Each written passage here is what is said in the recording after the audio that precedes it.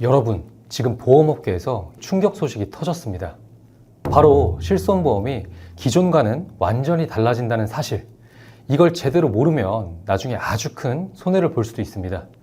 대한민국 국민 중 무려 3,900만 명 이상이 가입한 실손보험. 이번 개편은 단순 변경이 아니라 판도가 바뀐 수준입니다. 특히 2세대 실손보험을 가진 분들은 지금 전환을 안 하면 몇 년 뒤 자동으로 강제 변경됩니다. 그래서 오늘 영상 반드시 시청하셔야 합니다.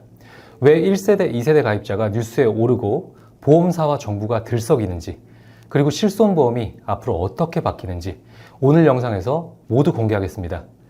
변경되는 내용 확인도 없이 무턱대고 실비를 전환하면 원래 상품으로 되돌리지 못할 수 있기에 오늘 영상 끝까지 집중하시고 내 보험을 지킬 것인지 바꿀 것인지 스스로 판단해 보시고 현명한 선택을 하셨으면 좋겠습니다. 보시기 전 구독과 좋아요 꼭 한 번씩 눌러주시고요. 그럼 지금 바로 시작하겠습니다.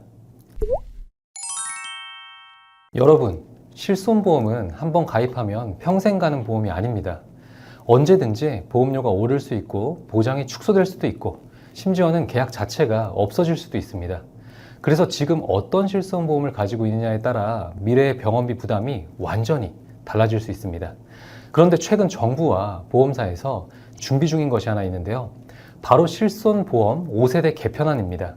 지금까지 실손보험은 1세대부터 시작해 4세대까지 세대별로 나누어져 있습니다. 가입 시기마다 보장 내용과 구조가 전혀 다릅니다. 그리고 2세대 가입자분들 중 특히 2013년 이전에 가입하신 분들은 이제 중요한 결정을 해야 하는 시점이라고 생각이 드는데요. 먼저 실손보험의 기본부터 아주 간단하게 정리해 보도록 하겠습니다. 실손보험은 제2의 건강보험이라고 불릴 만큼 우리나라에서 정말 많은 분들이 가입한 보험입니다. 병원비 중에서 국민건강보험으로 보장이 되지 않는 비급여 치료비를 실손보험이 대신 보장해주는 구조입니다. 그래서 실손보험은 병원을 자주 가는 분들 혹은 큰 병이 생겨서 병원비가 많이 들어가는 분들한테 실질적으로 가장 도움이 되는 중요한 민간보험 중 하나입니다.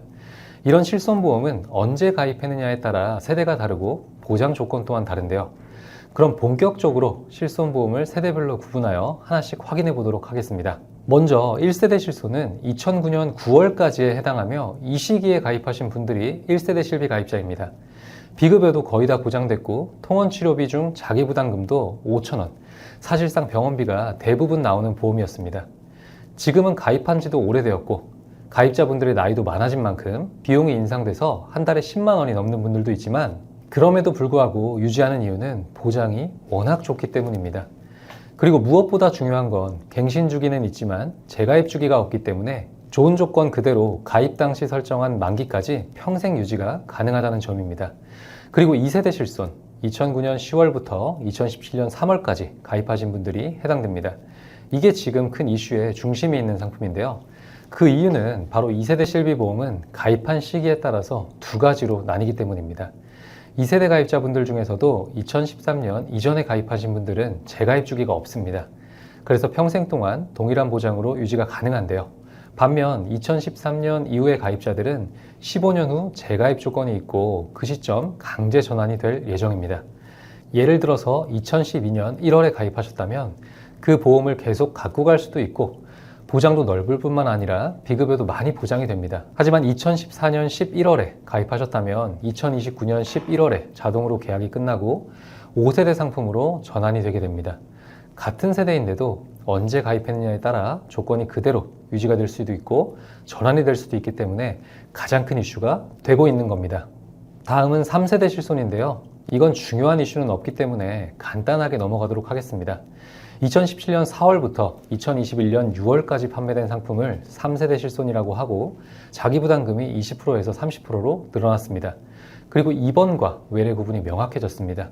보장이 축소된 느낌은 있지만 그래도 이때까지는 병원비 부담이 좀 덜한 구조였다고 개인적으로 생각합니다. 그리고 최근까지 판매하고 있는 4세대 실손입니다. 2021년 7월부터 판매된 상품인데요. 여기서부터는 완전히 다른 구조가 됐습니다. 비급여 항목이 아예 특약으로 빠졌고요. 병원을 자주 가면 보험료가 올라가고 병원에 잘 안 간다면 보험료를 깎아주거나 동결하는 비급여 이용량 연동 구조가 적용됐습니다. 즉 실비로 비급여를 많이 쓰게 되면 보험료가 올라가는 구조로 변경이 됐다는 겁니다. 게다가 하나 더 바뀐 점은 기존 15년이었던 재가입 주기가 5년으로 축소된 것입니다. 그래서 2021년 8월에 가입하셨더라도 5년이 지난 2026년이 되면 보험을 변경해야 합니다. 자, 그리고 이제 오늘의 대표적인 주제라고 볼 수 있는 5세대 실손보험에 대한 이야기를 해볼 건데요. 2025년 말이나 26년 초쯤 정식으로 출시될 예정입니다. 여기서 4세대와는 다른 완전히 새로운 구조가 등장하는데요. 가장 큰 변화는 질병을 중증과 비중증으로 나눈다. 그리고 비급여 보장을 상당 부분 줄인다. 이 두 가지입니다. 예전에는 병원에 가서 도수치료든 뭐든 받으면 비급여라 하더라도 실손에서 70%, 80%를 보장해줬습니다. 근데 이제는 달라질 것으로 보입니다. 예를 들어 감기나 단순한 물리치료, 통증관리 주사 등 이런 비중증 외래진료에 대해서 자기부담률을 무려 90%까지 올릴 예정인데요. 즉 보장을 10%만 해주겠다는 이야기입니다. 간단히 말씀드리면 5세대 실손에서는 중증과 비중증으로 보장 구조를 나누고 이에 따라 보장하는 금액이 달라진다는 겁니다. 중증 질환인 암이나 심혈관, 뇌혈관 질환 같은 경우에는 기존처럼 급여 항목 20% 자기부담률이 적용돼서 80% 보장 그대로 유지되는데 비중증 질환에 대해서는 이와 다르게 보장하겠다고 하는 겁니다. 이제 외래로 치료 가능한 경우 예를 들어 감기나 허리 통증, 소염 주사, 도수치료 같은 부분은 실손보험에서 거의 보장이 안 된다고 보셔야 되는 겁니다. 100만 원 정도 치료를 받았다고 가정했을 때 지금은 20만 원 정도만 내가 부담하고 나머지 80만 원 이상이 실손에서 보장이 되는데 5세대 실손에선 80만 원, 심지어 90만 원 이상도 내가 내야 될 수 있다는 겁니다. 비중증 외래 진료의 경우 보장 범위가 대폭 줄어들어 실손 보장의 실효성이 낮아질 수 있습니다. 그뿐만이 아닙니다. 비급여 항목을 따로 떼서 특약 1과 특약 2로 나누는데요. 특약 1은 중증 비급여 특약, 특약 2는 비중증 비급여 특약입니다. 여기서 아주 중요한 부분은 비중증인 특약 2인데요. 많은 분들이 병원을 다니면서 자주 사용하는 것들이 바로 여기에 해당이 됩니다. 다빈도로 치료받는 것들이 들어간 특약 2의 보장 한도가 기존 5천만 원에서 1천만 원으로 줄었고요. 자기부담률도 30%에서 50%로 확 올라갑니다. 게다가 이 특약 2는 보험료 할증 대상에 포함돼서 4세대와 마찬가지로 병원을 자주 가게 되면 보험료가 올라가게 됩니다. 보장은 줄고 내가 내는 돈은 점점 많아지는 구조입니다. 그리고 여기서 끝이 아니라 다시 한번 논란이 되는 부분이 있는데 바로 관리급여라는 개념입니다. 알기 쉽게 설명해 드려보면 그동안 실손보험에서 너무 많이 지급되면서 손해율에 대한 문제가 됐던 항목들이 있습니다. 예를 들면 도수치료, 영양주사, 폐해충격파 치료, 약침치료 등 이런 부분들에 대해서 정부가 수가를 직접 통제하겠다는 겁니다. 이걸 어떻게 통제하느냐 궁금해 하실 텐데요. 이 항목에 대해서는 치료는 받을 수 있는데 실손보험에서는 안 받을게요 라든지 혹은 10만 원까지는 인정해 주겠습니다. 다만 여기에 95%는 본인이 부담하셔야 됩니다. 이런 식으로 제한을 둔다는 이야기입니다. 즉 실손보험에서 사실상 빠지는 항목들이 생긴다는 겁니다.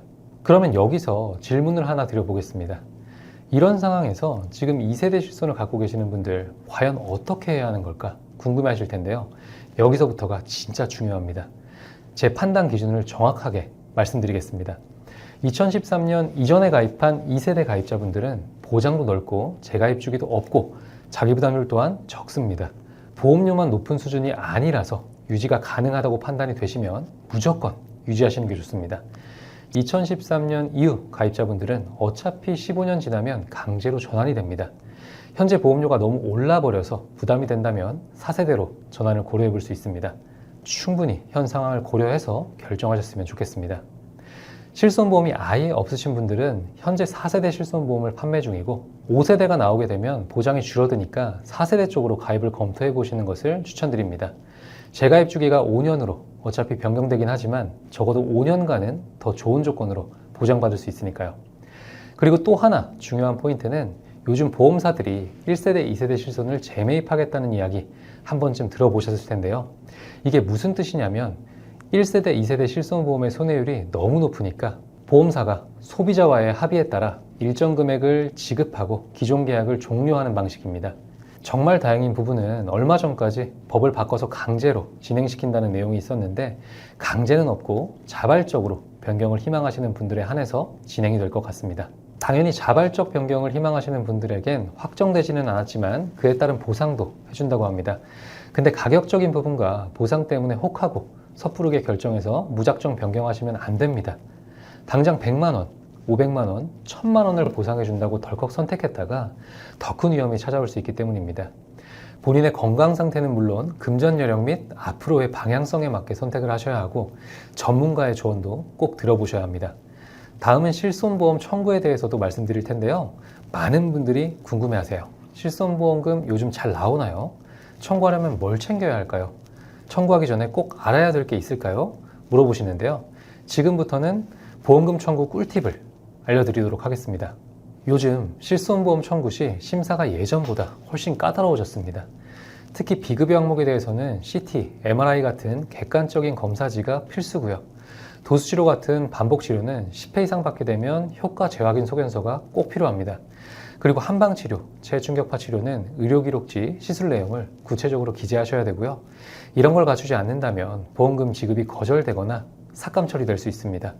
그래서 이런 치료를 받는 분들이나 받아야 할 분들이 있으시다면 이 부분 꼭 미리 알고 대비하셔야 하고, 또 하나 정말 중요한 꿀팁은 보험사에서 현장 실사를 나오겠다고 문자를 받으셨다면 그때부터 3영업일 안에 독립손해사정사를 요청할 수 있습니다. 이게 뭐냐면 보험사 소속이 아닌 제3의 전문가가 중립적으로 판단해주는 제도인데요. 예를 들어서 내가 정당하게 병원을 다녔는데 보험사가 지급을 안 해주겠다고 합니다. 이럴 때 독립손해사정사가 의료기록을 보고 이거 지급 대상이 맞습니다 라고 판단한다면 보험사가 일방적으로 거절하기 어려워집니다. 이 제도를 몰라서 손해보시는 분들이 많으니 여러분들은 이런 제도가 있다는 거 꼭 기억해 두시길 바라겠습니다. 마지막으로 실제 사례 2가지를 통해 실손보험을 유지하실지 전환하셔야 될지 어떻게 판단하면 되는지 마무리 정리를 한번 해보겠습니다. 첫 번째 사례입니다. 50세 남성 고객님께서 2012년 2세대 실손을 가입하고 있습니다. 현재 월 보험료는 10만 원대, 지금도 허리가 낫지 않아서 주기적으로 도수치료, 체해충격파를 꾸준히 받고 있습니다. 이런 상황에선 기존 실비를 전환하기보단 유지하시는 것이 합리적입니다. 왜냐하면 5세대 실손에서는 도수치료와 체해충격파가 보장에서 제한되거나 관리급여로 빠질 가능성이 상당히 높고 또 병원을 자주 다니기 때문에 4세대로 전환하게 될 경우 비급여 청구 금액이 높아 보험료 할증의 대상이 될 수 있기 때문입니다. 해당 상황에선 기존 2세대 실비보험 유지가 더 현명한 선택이 될 수 있습니다. 두 번째 사례는 60세 여성 고객님이시고요. 2011년 2세대 실손을 가입하셨고 현재 15만 원이 넘는 보험료로 부담을 크게 느끼고 있는 상황입니다. 근데 중요한 건 1년에 병원 가는 횟수가 1, 2회 수준이고 병원비도 크게 나오지 않는 분입니다. 이런 경우라면 솔직히 2세대를 유지하는 것이 크게 메리트가 없습니다.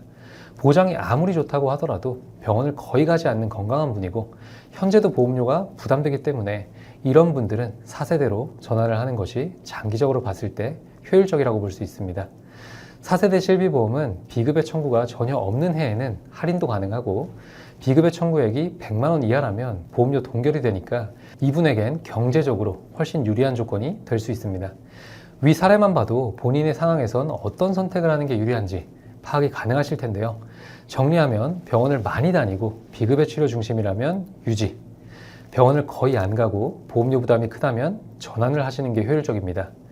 전환하면 절대 안 된다, 전환을 해야 된다, 이런 남의 말은 사실 들을 필요가 없는 게 제3자가 내 상황을 아는 것도 아니고 안다고 하더라도 100% 공감할 수 없기 때문에 본인 스스로 생각해 보시고 현재 내 상황에 맞는 보험으로 선택을 하시는 게 정답이라고 자신 있게 말씀드릴 수 있습니다. 본 광고는 광고심의 기준을 준수하였으며 유효기간은 심의일로부터 1년입니다. 자, 오늘 현 시점 가장 큰 이슈가 되고 있는 개편되는 5세대 실비보험을 주제로 이야기해봤습니다. 실비 세대별 특징은 물론 사례를 보여드리면서 스스로 유지, 전환을 판단할 수 있도록 기준점도 제시해드렸습니다. 변화가 큰 부분인 만큼 제대로 알고 대비하시는 게 좋습니다. 오늘 영상을 시청하신 분들은 혼자만 내용 알고 가지 마시고 내가 사랑하는 지인이나 가족들께도 오늘 내용 공유해 주시고 다들 제대로 알고 잘 대처하셨으면 좋겠습니다. 지금까지 보험 전문가 김주한 팀장이었습니다. 감사합니다. 본 광고는 광고심의 기준을 준수하였으며 유효기간은 심의일로부터 1년입니다.